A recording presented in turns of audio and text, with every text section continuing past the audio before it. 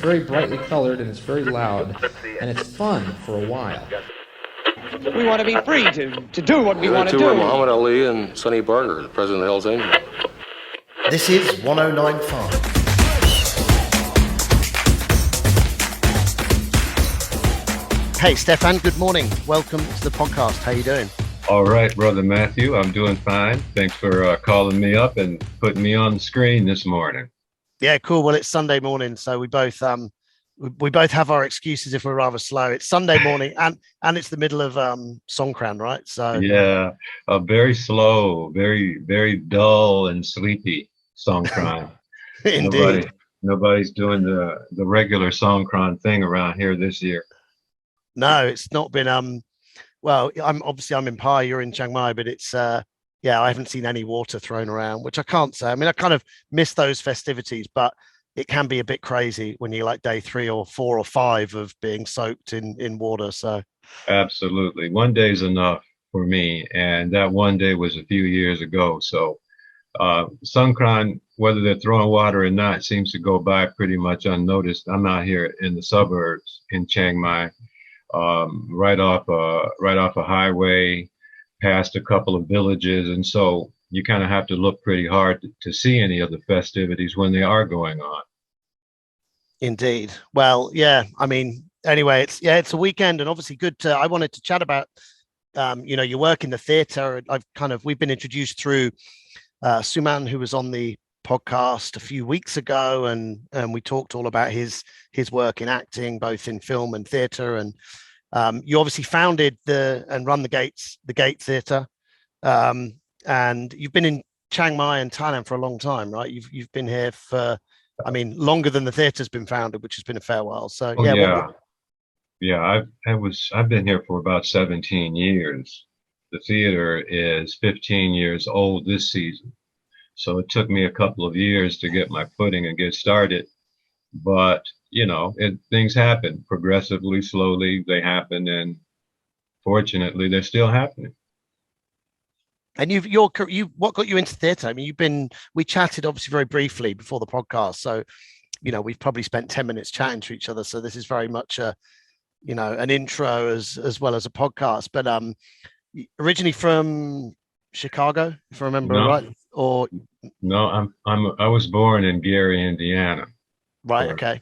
There's a famous musical that talks about the song, the name of the city. Do you know what the musical is? No, I don't. Gary, Indiana, Gary, Indiana, Gary, Indiana. The Music Man, and of course Michael Jackson and his folks are from Gary, Indiana. I was born in Gary, Indiana, lived there until I decided to go off to study. And at that time, I went to Chicago, and I stayed in Chicago for many, many years. So that was the Chicago link. But that's where you. So what got you into theater, and is it something that you kind of woke up one day, or was it since being a kid you always kind of knew you were heading down that path? No, I didn't know I was heading down that path. My father was involved in theater, and he was a writer and a producer. He wrote several screenplays and many stage plays, musicals, and he was an actor in film. And I grew up watching him on television, although he was never what we would call a big star. He was a bit player and a character actor, and I'd see him on television in things like the Lucy Show and the Desi Arnaz productions, and the other television dramas like I Spy and things of that nature. He had a bit role in the film MASH, and oh wow! So it was. I had theater and performing in my background, but it wasn't my first intent. When I got out of high school, I wanted to be on my own and get a job and be able to do my own thing. So straight out of school, I went to work in the steel mill. Gary, Indiana had one of the biggest steel mills in the United States at that time called U.S. Steel. And my stepfather and brother had worked there, and they made really good livings. And I thought, hell, that should be for me. Can't be that difficult. Go to the steel mill, get a job, make a lot of money, buy a car, do whatever I wanted. But it didn't quite work out that way. The steel mill and labor, I wasn't really cut out for that. I didn't last long at the steel mill. As a matter of fact, I was let go after about a month or two. I couldn't handle it. And at that time, I decided I would go back to school and try to get a career going in something. And I didn't know what I wanted to do. You know, I went to Indiana University. I got a grant, a Pell Grant. And so I said, okay, now I've got the money. I'll go and get my education. I didn't know what I wanted to do. Somehow or another, during my travel around the campus out there, I ended up backstage at the Theatre Northwest at the Indiana University. And I found myself walking around backstage. And another associate professor there, his name was Tom Mazur. He's a technical director and associate professor. And he saw me walking around, and he asked if I was a theater student. I said, no, I'm not. I'm just kind of passing through. And he said, well, you're in the theater department. We could use a couple of hands here. And he gave me a paintbrush and said, okay, well, help us finish the trim on the scenery, and then we'll talk about getting you a job as a stage hand. At the time, it was called work study. So I could go to school, and then I could come over to the theater and work and get paid a little bit of money. And as it turned out, I kind of liked the work. And my major became technical theater, or more specifically, scenic design and stage lighting. And I fell into the class, and I stayed. I didn't finish out there, but I stayed for almost 3 years studying scenic design and stage lighting. Afterwards, I ran out of money and went back to work in a different steel mill. So things kind of came full circle. It's yeah. It's not yeah, I mean, the theater is not, and you're talking a number of years ago, I assume now. I mean, I don't know what year was that when you were studying and doing theater. How long ago was this? Oh, well, this was in the mid 70s. Okay. Towards the end of the 70s, I'd say around 75, 76, 77, when I was at Indiana University, and 78 when I went back to work. And in 1981, I was laid off. There was a big downturn in the labor at the time, and I was let go. I was laid off, but I was lucky. I was laid off with pay. I was laid off with unemployment pay and what they call sub pay. So I was essentially making the same kind of money that I had made, but I didn't have to work anymore. And so I said, well, hell, I might as well go back to school now. And that's what I did. I went and auditioned for the acting program at the Goodman School of Drama in Chicago. That was in 1983. The Goodman School was one of the most famous theater conservatories in the United States at the time. And my father went there, which was the reason that I decided that, well, my dad went there, I'll go there too. And so I did. I went out and auditioned, and I was accepted into the 4-year program. And the rest, as they say, is history. You know.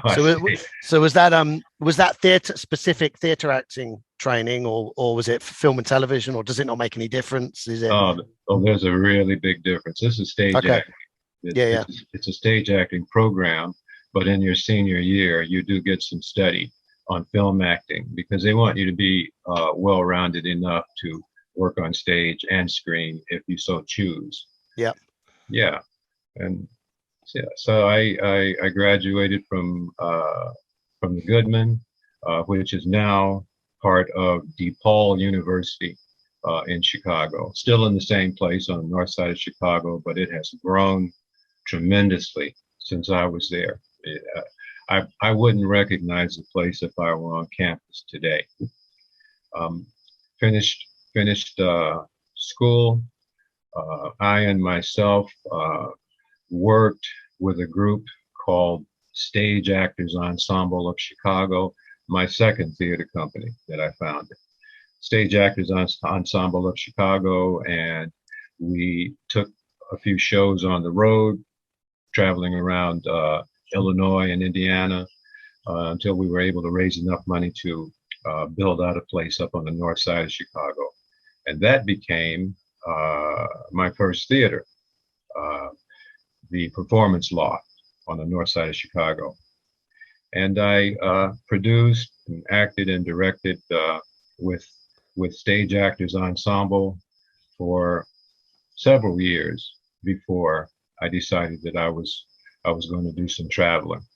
And that decision brought me to Asia, among other places. But I fell in love with Asia, and that was really the impetus that got me to want to stay in Chiang Mai.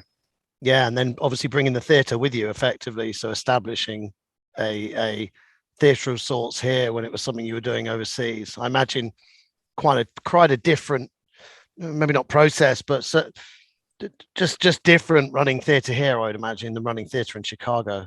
Oh, there's a world of difference, Matthew. I had no idea how unlike the West it would be here in terms of trying to put up a theater group, a company, and perform. It's tremendously difficult here in ways that I never imagined in the United States. Even sourcing building material and trying to explain to people what I'm looking for. Even though I speak a decent amount of Thai, it's still very difficult to source material, and being in Chiang Mai, which is more of a transient location for younger people. Older people tend to stay and want to retire here. Younger people seem to be passing through most of the time.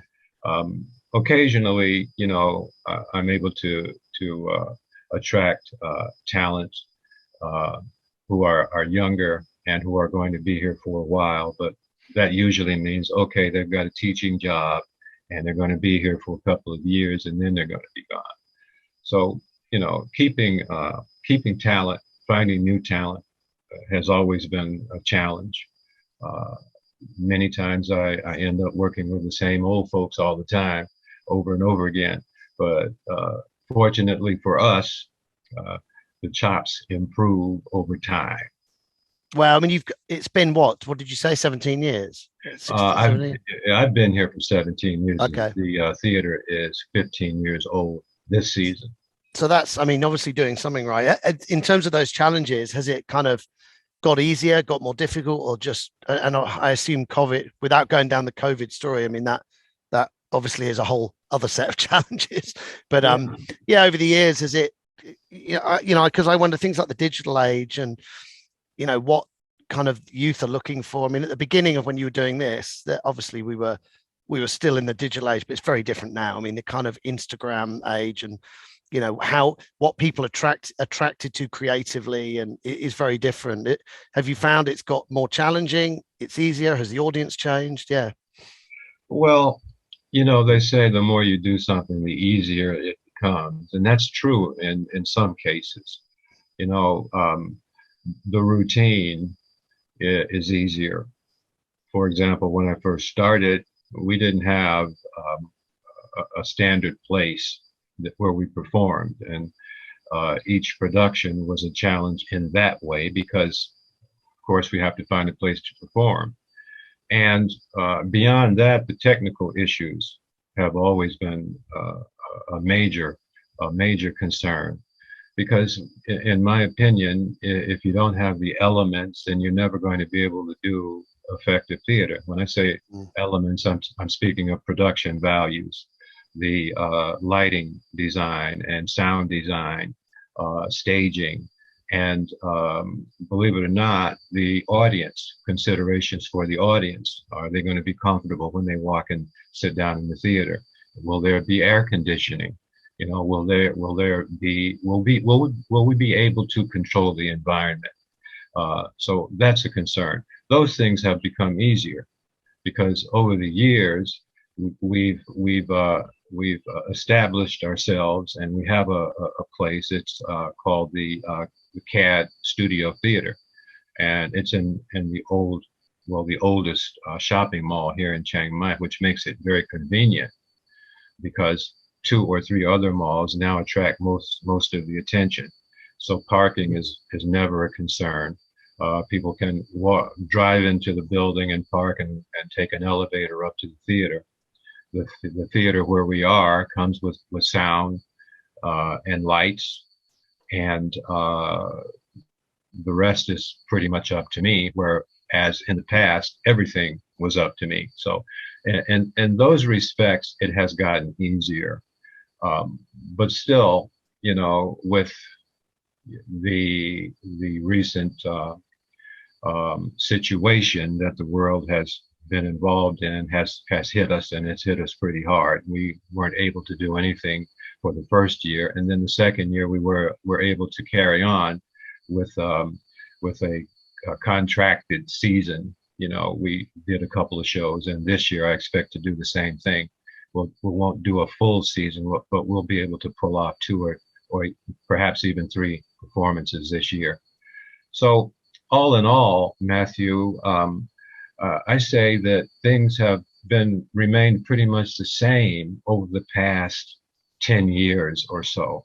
Our audiences are basically expats who live here in Chiang Mai, and the tourists who come through Chiang Mai, and those Thai folks who speak and understand, who are fluent enough in English to be interested in what we're doing. That's our target audience, and it always has been, really. Yeah, I've been to I went to a performance there in your theatre in the shopping mall. I think maybe, man, it must have been 3.5 years ago now. Actually, it was when you were doing it was a set of short plays. I can't. Yeah, that would have been Into the Light. Right. Okay. So yeah, I have been up there, and at the top of it's at the top of the shopping centre, right? It's on the 7th floor. Yeah. Okay. But I really enjoyed it, and the audience. It was a full audience, and yeah, I mean, it is exactly what you said. I mean, I imagine it. Do you try and attract the kind of? Have you attempted to kind of go after the kind of younger Thai local audience? Is that, do you get any of those kind of the Thai youth getting interested in theatre at all, or is it just too difficult? Or well, actually, that's part of our mission statement. To involve the community in what we do. Also, in our mission statement is our desire to perform at least 1 play per season written by a Thai artist or translated into English. Cool. A play that's already written. So it's in our mission statement, and we always remain open, and we advertise to everybody we're equal opportunity arts group. Anybody, and I mean anybody who's interested, can be part of it. We're always looking for folks who are interested in the theater, and at any newsletter that goes out, any advertisement that goes out, anytime we publicize anything about the gate, we direct people to our website, where it's easy to just sign up and be on our mailing list, or send us an email letting us know what your desires are. I don't get too many of those. On average, I might get 10 inquiries a year, and out of those 10, maybe 2 are Thai. Yeah, right. But we are an English language theater, and we're always going to be an English language theater. But we are open. We are open to all kinds of diversity, and I hope that this message can reach some of those folks through this video. Yeah, cool. I mean, it is interesting. What some of the things you got to do to stay kind of relevant now, it's difficult, right? I mean, yeah, I noticed that, I think it was Suman that sent me a message actually about a production you're doing of short like short individual plays with different directors, if I understood it right. Yes. Which I thought, it struck my eye because something I've seen that I thought has been a real success. Short movie festivals have always been big, but during lockdown they became particularly popular because people could film that at home, like we did one. But I realized there's also, the younger generations have shorter attention spans. I mean, it's everyone now, right, because of technology. But when I saw that looked like an interesting concept. I was like, oh, I might go to that. And yeah, those are the kind of things you're having to do, to think outside the box, to create, to remain relevant with the work you do. Yes, that's right. The production you're describing, I think we're calling it 10 by 10 by 10. That's right. 10 Yeah, plays by 10 directors in 10 minutes or something like that. Yeah. But that is coming towards the fall this year. Cool. That does sound exciting. Definitely like to be part of that. So Looking forward to it. And we do have a Thai director that's going to be involved with this production, and hopefully he's going to bring along some of his friends, and we will have some Thai folks involved in the show and in the audience for this. I really hope. Cool. Yeah. And what about when I was speaking to Suman as well, obviously the movies is not something, have you done anything in the movie sector here at all in film and TV, or you've always just kind of stuck to the theater, which is obviously your kind of core love? Well, 2 years ago, Netflix came to town with Spike Lee, and that was on my list of, I noticed Spike Lee was on your website, so I was wondering what. Okay. Yeah, approximately 72 hours after he won his Oscar for, I think it was a film called The Black Klansman, he was in town here in Chiang Mai. That was preceded by a telephone call from the American Embassy. I can't recall who contacted me, but I got a call from a lady, very nice lady there, says, "Hello, Stephan, how are you? This is so-and-so." I think she said her name was Cindy, if I recall. "This is Cindy," and she spoke to me like she knew me. And for the life of me, I couldn't think of who she was, but I said, "Well, yeah, hi, Cindy, how you doing?" And she goes, "Well, I wanted you to know that Spike Lee is going to be in town in the next couple of days, and his artistic director is here already, and he'd like to meet you." And she says, "Well, do you have any time to meet him?" And I said, "Well, I don't know. Of course I have time to meet him. Give him my phone number and tell him to call me." And he did. And he told me that he's always in before the rest of the company's in, because he's scouting locations, and he's looking at materials and getting crews together and so on and so forth. And he wanted to meet me because he knew that I was running the gate, and he always likes to get in touch with the people who are in the arts when he gets to town. And so I was expecting to meet him. But a couple of days later, as I said, I get a call from a production manager saying that Spike was in town. He wanted to talk to me, and told me where to go. And I went and sat down, and there he was, like right across the table from me, less than 72 hours after I watched him on television accepting his Oscar.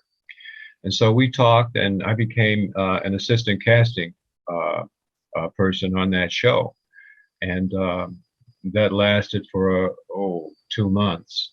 Traveled around a bit. We went over to Vietnam and did some shooting there and some auditioning there. And I read with some people so that they could audition, and Spike could see them and determine if they were going to be in the film or not. So that was an experience. I enjoyed it, but my focus has always been on stage acting. There's something about the immediacy of stage acting that just isn't available in film. And there's a lot of sitting around and waiting in film. That there is, yeah. Yeah, I like to be involved. I like to be engaged, and theater is an immediate art, and it's never the same. When you come and see a show tonight, it's not going to be the same show tomorrow. You just remind me of something, actually. I don't know whether you saw it, and I'm trying to remember the name. There was a recent production in the UK with Stephen Graham, who's a one of my favorite actors, a British actor. It was about a chef under stress. I don't know if you saw this, but the reason I mention it, because this whole, theater and film is very different, obviously, but this was I think it's about an hour and a half, but they filmed it in one take, like you would a theater production. So one take, one camera, and it's incredible to watch. It's quite intense and it took them, so they got it wrapped by the fourth, because obviously as soon as there was a mistake, they might be an hour in, they just got to start again.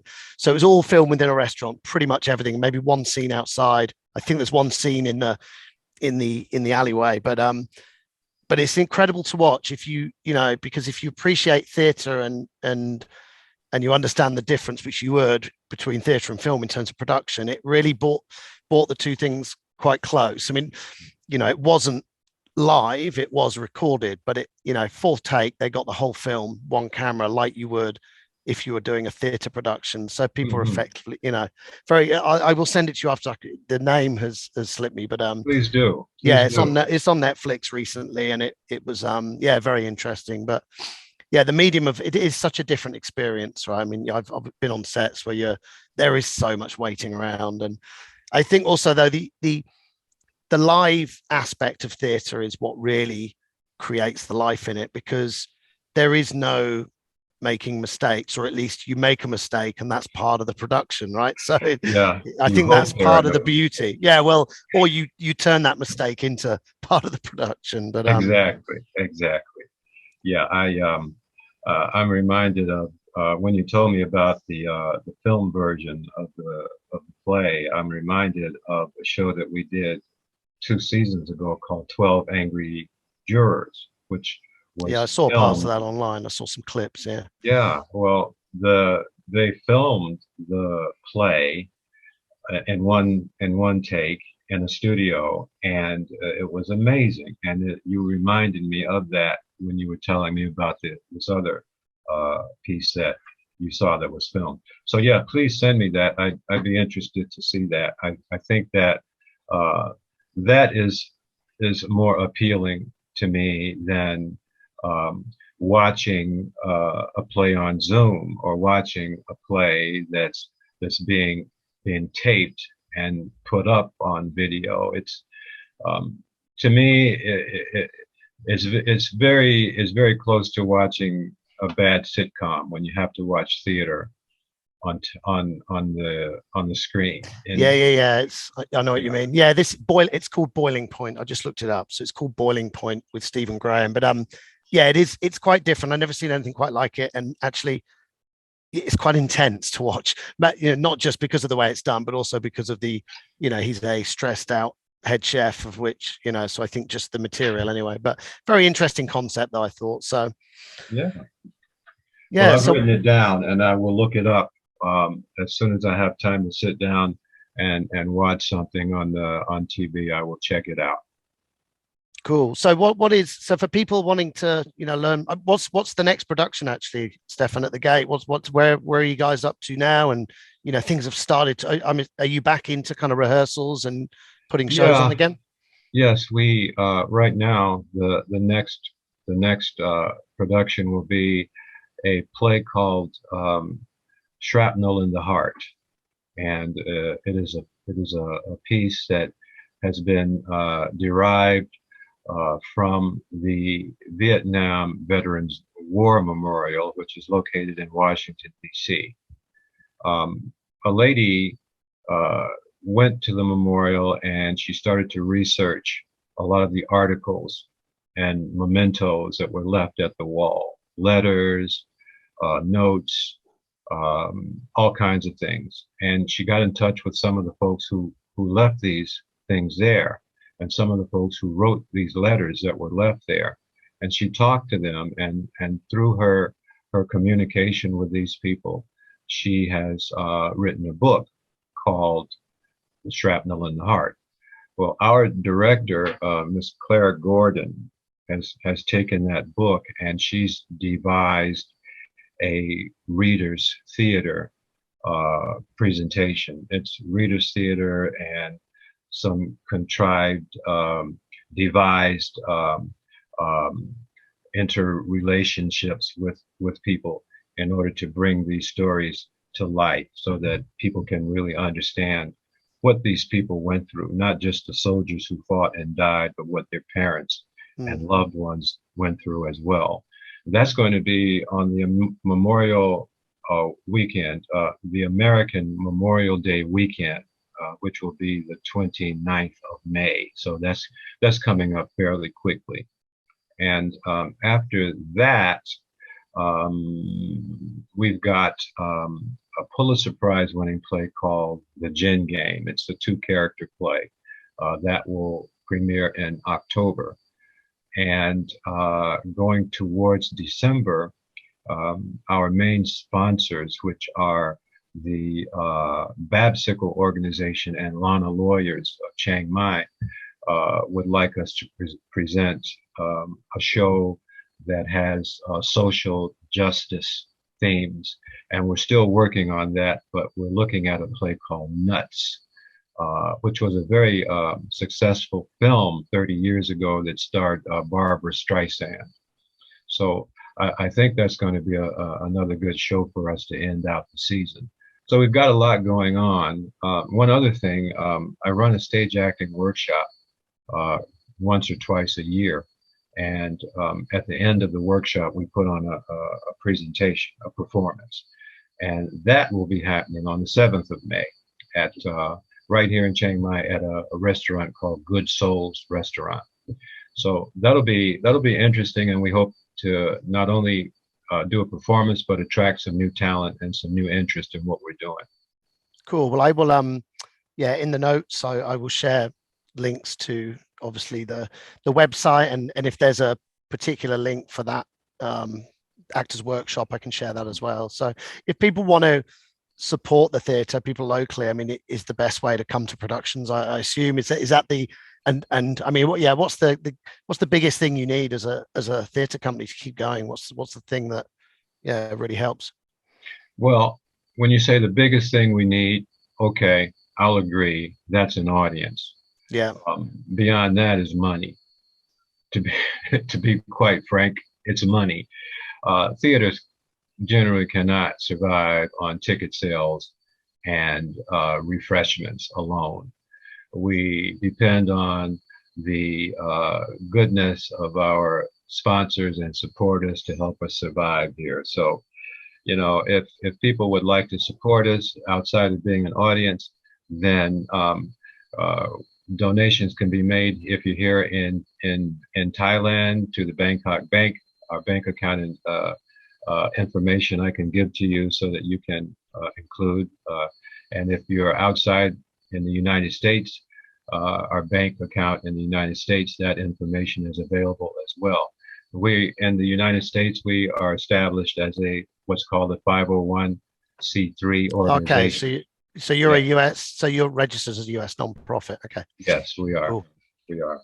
So all donations that come from there are tax deductible. You can give us money and say, didn't really give any money, but we made a donation, so we don't have to pay taxes on that money.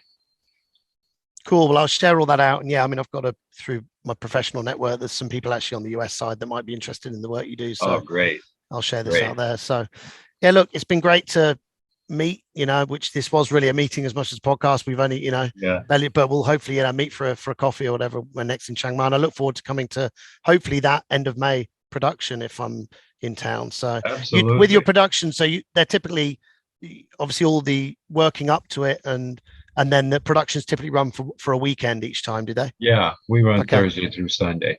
Okay, cool. Yeah, well, hopefully I can get to. I know a couple of people who may be interested in that. So. Well, yeah, we hope you can make it, Matthew. It'd be nice to meet you in person. Cool. All right, Stephan. Well, great to meet. I will leave you to your Sunday and all the best. Okay, Matthew. It was a pleasure. Thanks again. To Muhammad Ali and Sonny Barger, the president of the Hells Angels. This is 1095